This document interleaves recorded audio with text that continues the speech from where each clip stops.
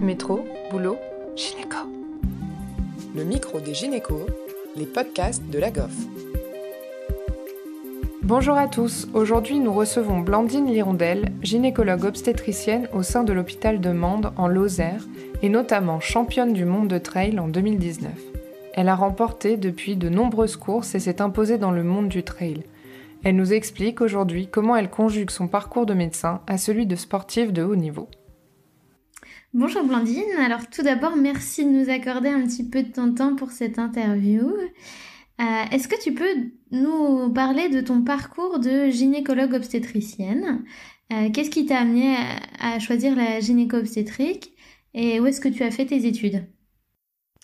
Bonjour Léa, merci tout d'abord de m'accorder, de m'avoir nominée, de m'accorder un petit peu de temps à ce podcast.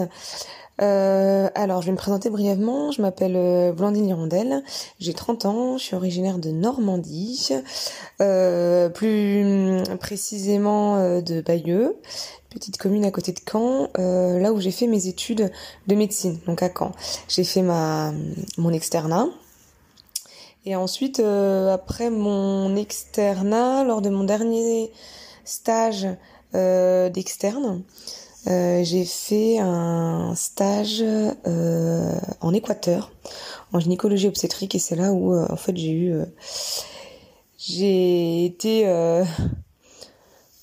conquis par cette spécialité. Et donc c'est au moment de mon dernier stage d'externat où j'ai décidé de faire la gynécologie obstétrique, et au moment de l'ECN, des résultats de l'ECN, j'ai choisi de faire cette magnifique spécialité dans un magnifique endroit qu'est la Réunion, en océan Indien. Là j'ai fait tout mon internat j'ai fait mon internat en océan Indien, qui a été marqué par 2 années en métropole, donc à Bordeaux Bordeaux et la périphérie de Bordeaux. Donc j'ai fait au final 1 an à Bordeaux et 1 an entre Agen et Bayonne. Et ensuite je suis retournée 6 mois à la Réunion, et puis ensuite j'ai fini par 6 mois mon dernier semestre à Carpentras. Et là actuellement je suis praticien hospitalier à l'hôpital de Mende en Lozère. Ok, super. Et alors comment est-ce que tu es devenue championne du monde de trail alors que tu étais en plein internat de gynéco-obstétrique ? Alors effectivement, c'est une question que beaucoup peuvent se poser, et pour être honnête, ça a été un peu un concours de circonstances. Alors comme je vous ai expliqué, je suis revenue. J'ai commencé mon internat de médecine à La Réunion. Avant ça, le sport, j'en pratiquais, on va dire de manière vraiment occasionnelle, et puis c'était surtout à but, surtout pour me maintenir un petit peu en forme après tous les excès que je faisais en soirée médecine, le week-end ou en semaine, et c'était surtout principalement de la fitness, et on va dire 1 fois par semaine un petit footing de décrassage le dimanche. Et quand je suis arrivée à La Réunion, là ça a été la révélation. En fait, j'ai découvert les montagnes. J'ai découvert le trail, parce que en découvrant les montagnes, j'ai voulu rapidement découvrir tous les sentiers, et donc je me suis mise à courir sur les sentiers et à apprendre par la suite que ce que je faisais s'appelait du trail. Donc j'ai intégré une petite association de trailers à La Réunion, et là j'ai commencé à faire quelques courses. Ça marchait plutôt pas trop mal, mais voilà, ça restait un très bon niveau local pour La Réunion, mais sans avoir le niveau que j'ai actuellement.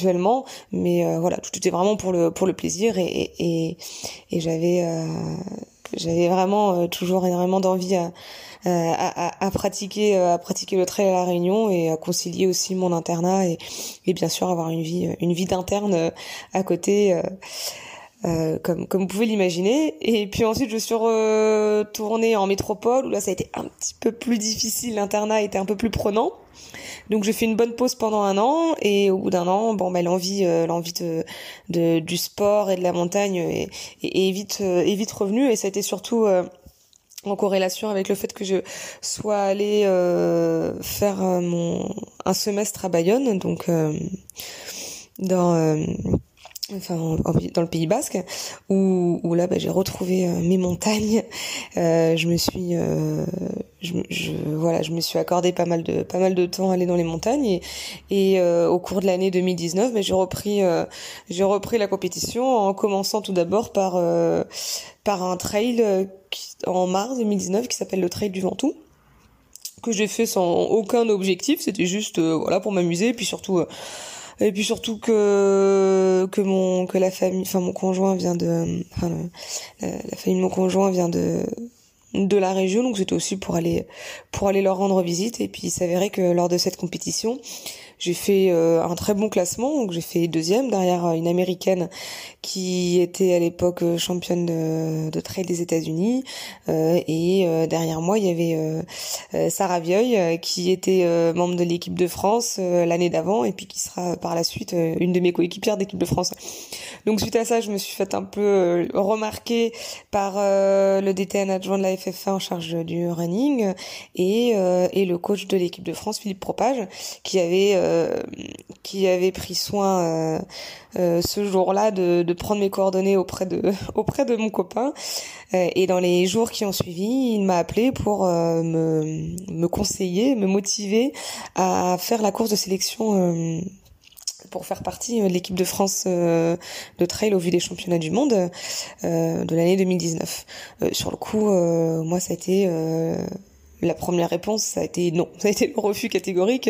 Je trouvais ça impossible de concilier ma vie d'interne en gynécologie et la vie de sportive de haut niveau. Donc je leur avais dit gentiment de trouver que j'étais pas bonne candidate. Et ils ont insisté. Enfin, je me rappelle que Philippe avait bien insisté. Et puis en discutant autour de moi, beaucoup de gens me regardaient avec des grands yeux en disant mais tente, fonce, des expériences comme ça, on en a qu'une dans une vie, et si tu le fais pas, tu le regretteras. Donc j'ai laissé de côté mes idées reçues. Aussi, ce qui m'avait freiné, c'est que moi je voulais continuer toujours à garder l'envie de courir, courir pour le plaisir et non pour la performance. Mais bon, j'ai quand même décidé effectivement de faire cette course de sélection, et suite à cette course de sélection, j'ai été sélectionnée pour participer au championnat du monde de trail de 2019. J'ai été entraînée donc par justement Philippe Propage, l'entraîneur de l'équipe de France, pendant 2 mois, donc de avril à juin 2019. Après, il a été depuis il me suit, on s'est plus quitté, mais c'est-à-dire que j'ai eu 2 mois d'entraînement pour participer après au championnat du monde qui était donc le 8 juin 2019, et au cours desquels j'ai remporté le titre de championne du monde de trail, qui a été une énorme surprise, vraiment quelque chose à quoi je ne m'étais pas du tout attendue. Effectivement, sacrée montée en flèche hyper rapidement dans un quotidien de gynéco-obstétricienne. Justement, comment tu conjugues avec ton quotidien de gynéco-obst, parce que il est pourtant pas réputé pour être calme et donnant beaucoup de temps pour les loisirs à côté. Alors faut avouer que mon quotidien est rythmé et cadré comme une horloge, mais ça se fait. La preuve en est. Donc effectivement, gynécologie obstétrique, c'est pas une des spécialités les plus calmes, que ce soit en termes d'heures effectives, mais aussi en termes de charge mentale, parce que il y a beaucoup de stress, on prend beaucoup de risques dans cette spécialité. Comme vous le savez tous. Donc en termes d'heures, finalement, j'arrive à concilier plutôt bien, parce que mon entraîneur a très bien compris, je lui ai tout de suite expliqué ma vie, donc il a très bien compris les problématiques et assume faire un entraînement qui coïncidait bien avec ma vie de gynécologue obstétricienne, c'est-à-dire que je suis à peu près à 10 heures d'entraînement par semaine. Donc pour beaucoup, ça peut paraître énorme. Pour ceux qui sont à mon niveau, à haut niveau, c'est vraiment très peu. Mais bon, ça fonctionne. Pour l'instant, ça fonctionne. Donc je fais 6 jours sur 7 des entraînements avec un jour de repos qui est souvent le lundi. Et la semaine, je fais 1 heure par jour, et le week-end, mais j'essaie de faire des sorties un peu plus longues de 2-3 heures. Donc finalement, le temps voilà, on le trouve. Ce qui a été, surtout depuis que maintenant je ne suis plus interne, ce qui a été un petit peu plus difficile, c'est aussi, comme je t'ai dit tout à l'heure, d'encaisser la charge mentale, parce que mine de rien, le sport à haut niveau, c'est 50% du physique, mais aussi 50% du mental et du psychologique. Et quand tous les jours on travaille en tant que gynécologue obstétricien, on a du stress, on a de la pression, c'est un petit peu difficile à accumuler. Donc oui, j'ai souvent besoin d'un peu plus de repos. Mais voilà, encore une fois avec de l'envie, de la persévérance et beaucoup de calculs d'horaires et un planning bien ficelé, on arrive à concilier le sport de haut niveau et une vie de gynécologue obstétricien.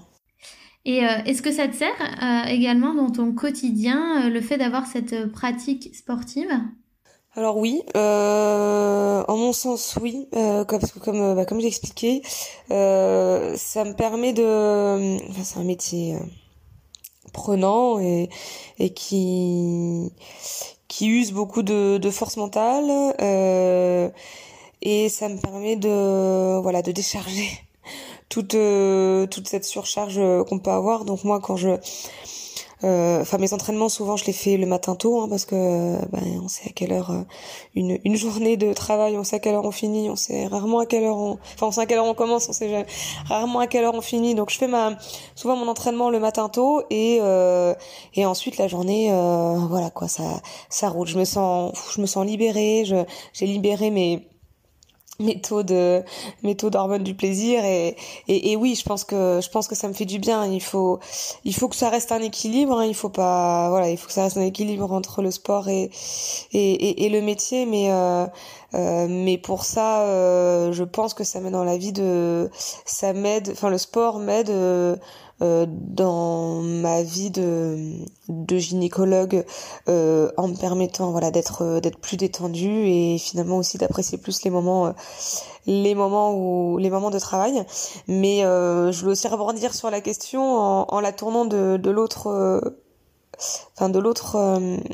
façon, c'est-à-dire que ce qui m'aide aussi beaucoup, c'est mon parcours de gynécologue dans le sport de haut niveau. Et là, vraiment, je pense que pour le coup, ça m'a été aussi un atout.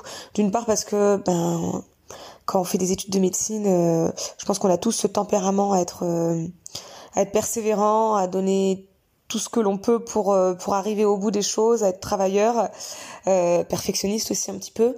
Donc ça c'est dans mon entraînement, c'est ça tous les jours. Je persévère dans l'entraînement pour être au mieux de ma forme, et le stress, finalement, j'ai remarqué quand même en côtoyant des athlètes de haut niveau que moi j'arrive vraiment à me détacher en fait du sport, parce que le stress, j'ai envie de dire du vrai stress, j'en ai suffisamment dans ma vie professionnelle pour en avoir lorsque je prends le départ, lorsque je mets un dossard pour une compétition, même si c'est une compétition nationale ou internationale. J'arrive j'ai quand même un petit peu de stress, mais il sera jamais mauvais pour moi, et ça, je pense que c'est aussi grâce à mon métier qui me permet de vraiment relativiser sur ça. C'est super. Franchement, merci beaucoup Blandine de ce partage d'expérience. C'est vraiment super de se dire qu'on peut aussi avoir une vraie passion à côté de la gynéco-obstétrique qui est cependant parfois très prenant. Bon, encore une fois, merci beaucoup pour cet entretien. Ça me fait vraiment plaisir d'avoir une interview de votre part qui est surtout basée, enfin, principalement sur le fait que je sois gynécologue obstétricienne, parce que c'est vrai que toutes les interviews depuis que je suis sportive de haut niveau, toutes les interviews que je fais, c'est pour des magazines ou des podcasts en rapport avec le sport, et on nommait souvent mon parcours de gynécologue, et pourtant en fait c'est ce qui me caractérise le plus. Je suis avant tout gynécologue et en pratique loisir sportive et traileuse de haut niveau. Donc voilà, je suis contente aussi de pouvoir partager mon expérience et de pouvoir aussi le partager pour voilà, pour montrer à d'autres, ceux qui m'écoutent, que c'est possible, qu'on peut vivre de front deux passions, même si l'une d'entre elles est la gynécologie obstétrique, qui peut paraître très très chronophage et prendre une place très importante dans la vie, mais finalement en trouvant un juste équilibre et avec de la motivation, de l'envie, on peut arriver à concilier une autre passion. Pour moi ça a été le trail, mais ça peut être plein d'autres choses, et vraiment je pense que c'est important, voilà, de pas entre guillemets se noyer dans notre métier, parce que comme dans le sport, si à force de trop en faire, le plaisir peut vite disparaître, et ça c'est bien dommage d'en arriver là. Donc il faut réussir à, voilà, en mon sens, il faut réussir à garder une activité et d'autres plaisirs que notre travail. Voilà, merci encore. Merci à Blandine pour nous avoir partagé ce parcours atypique, et à Léa Descourvillères pour avoir animé cette interview. Merci à tous de nous avoir écoutés aujourd'hui.